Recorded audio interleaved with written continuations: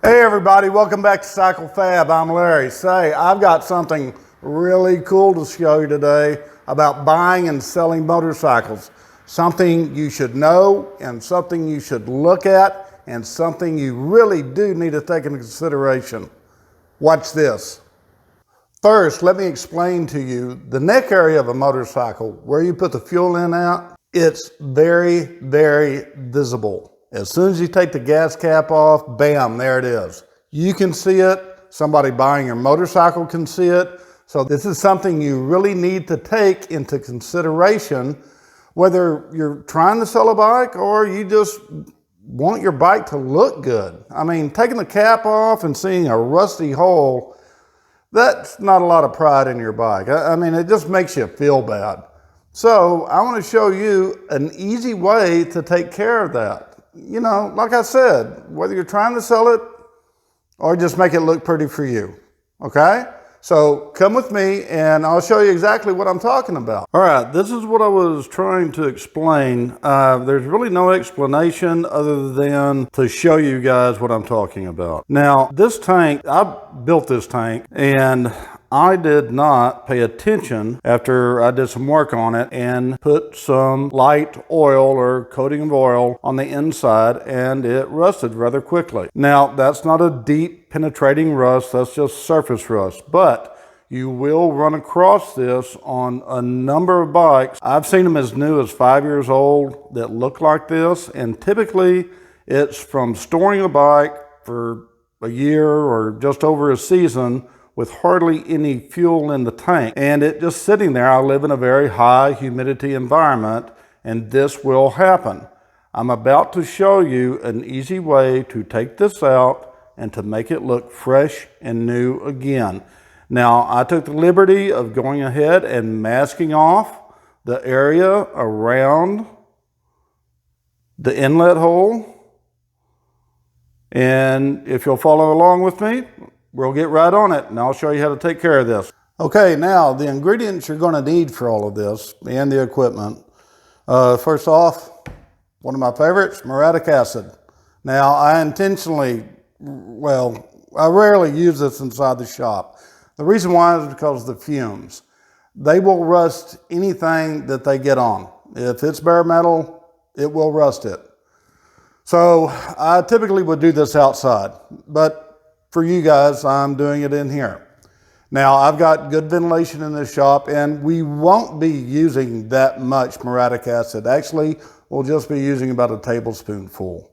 Another thing is distilled water, not tap water, distilled water. The reason why I use distilled water is because there's nothing in it but water. No chlorine, no minerals, just straight water. Now, I mix the water with baking soda, and what that does is it neutralizes the muriatic acid. Like I said, we won't be using that much, so the paste that I mix out of this will be sufficient. Then I follow it up with a little bit of extra water and flush it out. You see how I have my tank set up over here? Well, below it is a bucket, and what I do is just slightly brush around the inside right here with my acid brushes. Now, I have two of these. One's for muriatic acid, the other one's for the baking soda and distilled water paste. Don't mix them up. Use the muriatic acid one first, set it to the side, throw it away actually, don't ever use it again. Then the paste brush. Now, the mixing cups.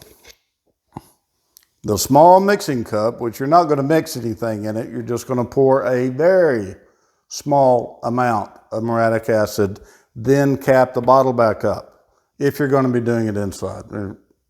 Just for safety reasons, cap the bottle back up. Like I said, a tablespoon, that's plenty, okay? But before we do that, we mix the baking soda and water first. It's inert, so I mean, you're not going to smell it or anything like that. And use quite a bit of baking soda. Be very liberal with it. Is that the right word, liberal? Yeah, we'll stick with that one. Okay, that's about 150 milliliters. Sounds good to me. And just fill the rest of it up with distilled water. That should do it. Okay, go ahead and mix this up. Now, this won't turn into a solution. You'll have to restir it before you actually use it. It's just a suspension. There we go. All right, now set that off to the side. Okay, now comes the fun part. Now I want to reset the camera where you guys can see what I'm doing over here. Okay, I forgot to mention, you can get acid brushes off of Amazon.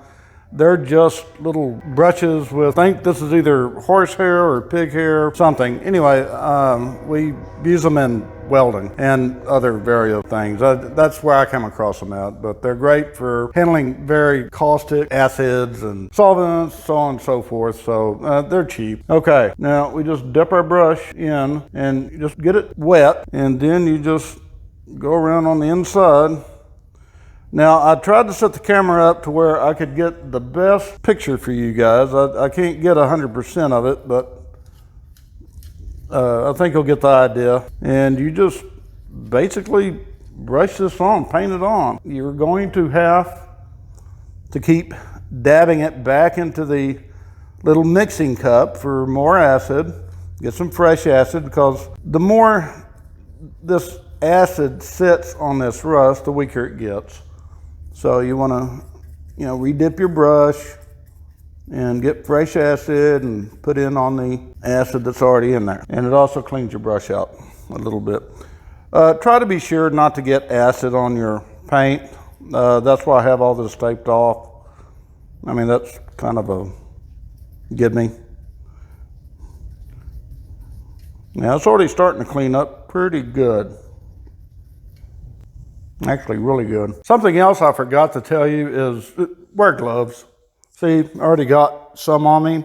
If I wasn't wearing a glove, I would be feeling that, and it would not be pleasant. Now, muriatic acid works fairly quickly, but you're gonna have some rust deposits that are gonna take a little bit longer. That's okay.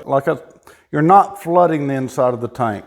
You're just dabbing this in there ever so slightly. Now I want to let that sit for just a little bit, and you're going to want to get some paper towels too.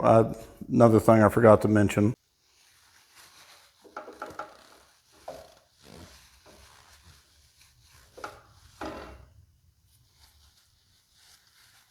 It's also a good idea to have a trash can nearby.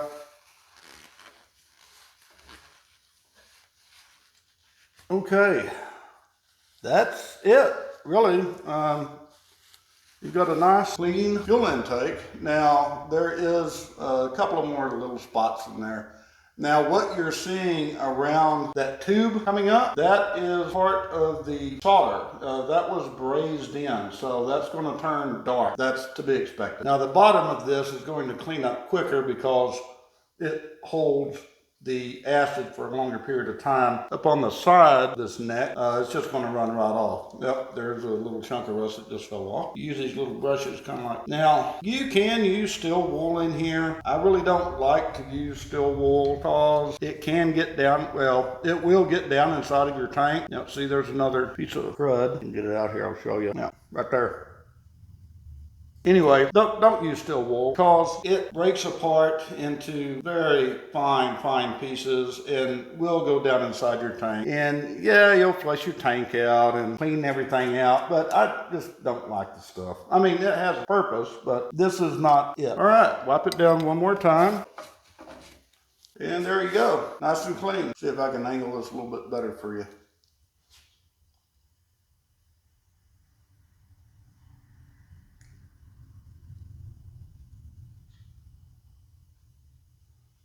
Now you remember what it looked like before. Now all we're going to do is use our baking soda paste.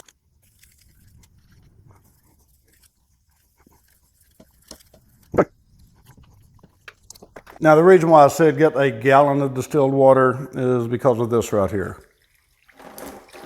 Just kind of flood that Your tank's open on the bottom so it drains into the bucket. Now you can go back and put some more baking soda solution in there. I actually mixed up a lot more than what I needed, but you know, it's always best to have more than what you need. The stuff is just pennies, so it's not really a waste. Douse it again with water. Then come back with more paper towels, dry it out. And then what you do after this is you put oil in it. My other videos on tank maintenance and prep, what to do and definitely what not to do, you'll see down here at the bottom of your screen, along with another video for powder coating a chain, which is really interesting. Need to watch it. Now I'll coat this with oil and it'll be done. Now you guys take care, and I will see you in a few days. Bye now.